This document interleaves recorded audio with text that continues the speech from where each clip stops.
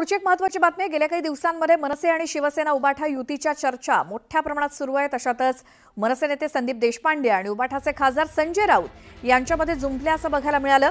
संदीप देशपांडेंनी संजय राऊतांवरती हल्लाबोल करत त्यांना ताटातला चमचा म्हटलंय। युतीबद्दल दोन्ही पक्षप्रमुख निर्णय घेतील, ताटातल्या चमच्यानं ताटातच राहावं असं देशपांडे म्हणालेत। तर त्यांच्या या टीकेला खासदार संजय राऊतांनी सुद्धा प्रत्युत्तर दिलं। राजकारणात माणसानं नेहमी संयमी आणि आशावादी असावं। काही लोकांना अजून त्यांचं प्रशिक्षण घेण्याची गरज आहे। नुसता उथळपणा करून राजकारण चालत नाही, अशा शब्दात राऊत यांनी संदीप देशपांडे यांच्यावरती टीका करत प्रत्युत्तर दिलं।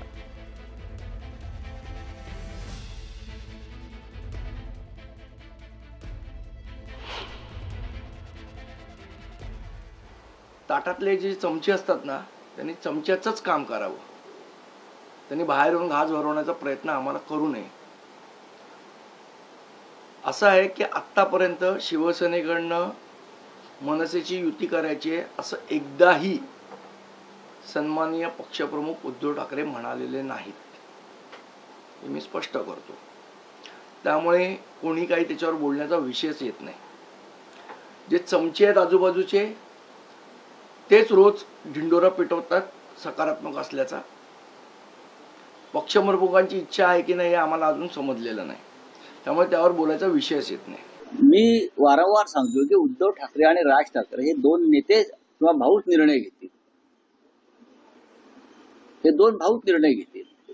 आज जे बोलतायत ते राजकारणामध्ये फार उशिरा आलेले। ठाकरे बंधूंना किंवा ठाकरे कुटुंबाला तो जवळून आणि ओळखतो, म्हणून मला माहिती आहे काय होणार आहे आणि काय होणार नाही ते माझ्या इतकं कोणालाच माहित नाही। त्यांच्या म्हणण्याला इथे अर्थ नाही। म्हणण्याला अर्थ उद्धव ठाकरे आणि राज ठाकरे यांच्याच। राजकारणामध्ये माणसानं कायम संयमी आणि आशावादी असायला पाहिजे।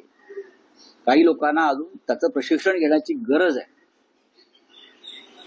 नुसता उठवळपणा करून राजकारणात कुठेही चालत नाही।